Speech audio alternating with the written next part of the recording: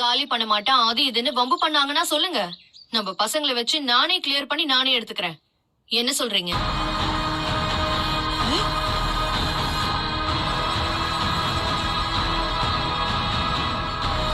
சொல்லுங்க ராகவன், நீங்களே பண்றீங்களா இல்ல ஏன் ஹெல்ப் ஏதாவது தேவைப்படுமா?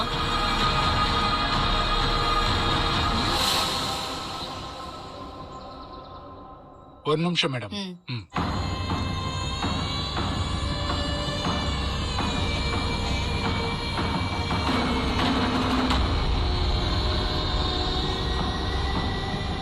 என்ன மல்லி, இவ ஹவுஸ் ஓனர் கிட்ட பேசிட்டு இருக்கா. அந்த மனுஷன் எப்ப வந்தாருன்னு தெரியலையே. இவ்வளவு நேரம் என்ன பேசிருப்பா? அவர் வேற நம்மள ஒரு மாதிரி பாத்துட்டு ஒண்ணும் பேசாம மேல ஏறி போயிட்டாரு. அவர்கிட்ட நான் போய் என்னன்னு கேக்குறேன். என்ன அப்படி பேசிட்டு இருந்தீங்கன்னு கேட்க போறீங்களா? பாவம், மேலே ஏறி போறதுக்கு கஷ்டமா இருக்கும். நானே சொல்லிடுறேன். ஒண்ணும் இல்ல, என் ஃப்ரெண்ட் இருக்கா. அவ ஒரு ஃபுட் பிசினஸ்ல இருக்கா. ஸ்டோர் ரூம் ஒண்ணு தேவைப்படுது. இந்த ஏரியால இருந்தா நல்லா இருக்கும்னு ஃபீல் பண்ணா. எனக்கு உடனே இந்த வீடு தான் ஞாபகம் வந்துச்சு. அட்வான்ஸ் வாடகை பத்தில உங்க ஓனர் கிட்ட பேசி முடிச்சிட்டேன். வீட்டம்மா கிட்ட டிஸ்கஸ் பண்ணிட்டு வருவார்னு நினைக்கிறேன். ஏமல்லி, நீங்க இப்பவே பெட்டி படுக்கையெல்லாம் எடுத்துட்டு கிளம்புங்கன்னு சொல்லிட்டாங்கன்னா நீங்க என்ன பண்ணுவீங்க? தெருவுல தான் நிக்கணும் இல்ல? என்ன பிள்ள, என்ன ரொம்ப ஓவரா பேசிட்டு போற? நாங்க வாடகை குடியிருக்கிற வீட்டுல நீ வாடகைக்கு வர போறியா? இது நல்லா இருக்குமா கதை? மரியாதையா ஓடி போயிட்டு சொல்லிட்டேன். ஹலோ ஹலோ, வாடகைக்கு குடி இருந்துட்டு என்னமோ பெரிய ஓனர் மாதிரி பேசுறீங்க. மல்லி, உன் பெரியம்மாவ வாய மூடிக்கிட்டு இருக்க சொல்லு.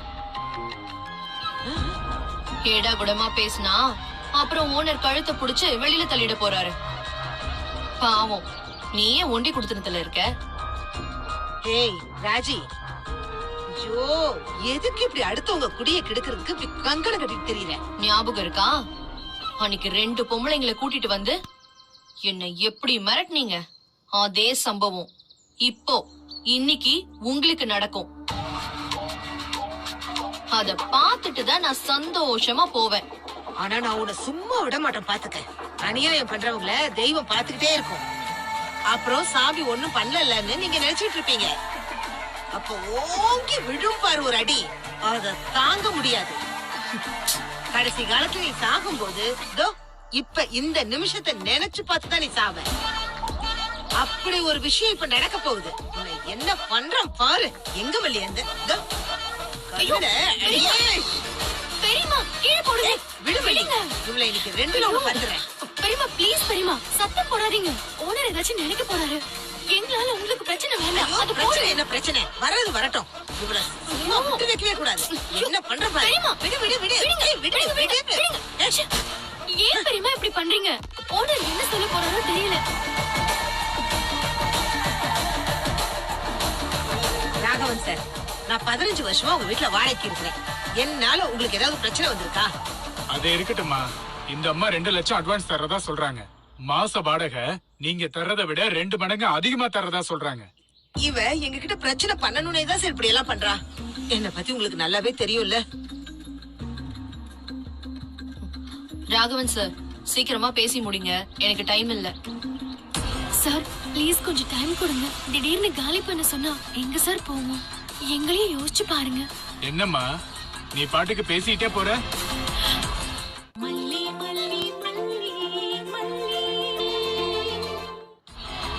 சார் ப்ளீஸ் கொஞ்சம் டைம் கொடுங்க. திடீர்னு காலி பண்ண சொன்னா எங்க சார் போவோம்? எங்களையும் யோசிச்சு பாருங்க.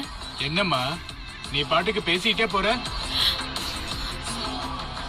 இது என் வீடு, நான் தான் முடிவு பண்ணணும். இல்லன்னு சொல்லல சார், காலி பண்றோம். ஆனா கொஞ்சம் டைம் வேணும். ப்ளீஸ் சார் புரிஞ்சுக்கோங்க. ஏம்மா இப்ப யார் உங்களை காலி பண்ண சொன்னா?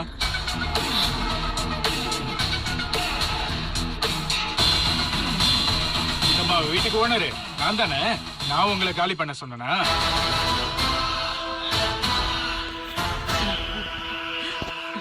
ராகவன், என்ன சொல்றீங்க நீங்க? இவ்வளவு நேரம் எல்லாத்தையும் அமைதியா கேட்டுட்டு இப்ப இப்படி சொன்னா என்ன அர்த்தம்? அது சரி, இவ்வளவு நேரம் நீங்க பேசுறப்ப நான் அமைதியா இருந்தேன்ல. இப்ப நான் பேசுறப்ப நீங்க அமைதியா இருந்து கேளுங்க. அவங்கள என்ன காசுக்காக இங்க வாடகைக்கு வச்சிருக்கேன்னு நினைக்கிறீங்களா? அவங்க எனக்கு தெய்வம் மாதிரி.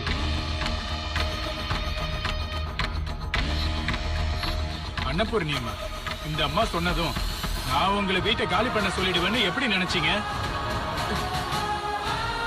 நீங்க 15 வருஷமா இங்க இருக்கீங்க. மனசாட்சியை தொட்டு சொல்லுங்க, என்னைக்காவது வாடகை அதிகம் தாங்கன்னு நான் கேட்டிருப்பேனா?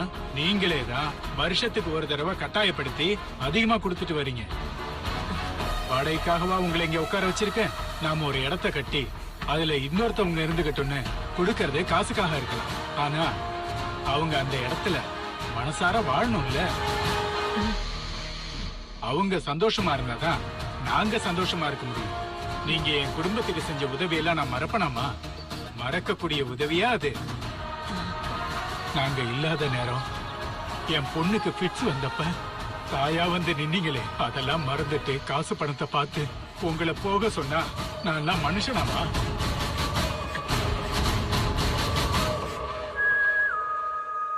இந்தம்மா கார்ல வந்த பெரியம்மா, நீங்க நல்ல எண்ணத்துல என்கிட்ட வீட்டை வாடகைக்கு கேட்கல. அன்னபூர்ணியம்மா குடும்பத்தை பழி வாங்கறதுக்காக வந்து நிக்கிறீங்க. உங்கள மாதிரி ஆளுங்களுக்கு வாடகைக்கு வீட்டை கொடுத்தேன்னா நான் விளங்குவேனா? இல்ல நிம்மதியா தான் இருக்க முடியுமா? வீடெல்லாம் இல்ல, போங்கம்மா.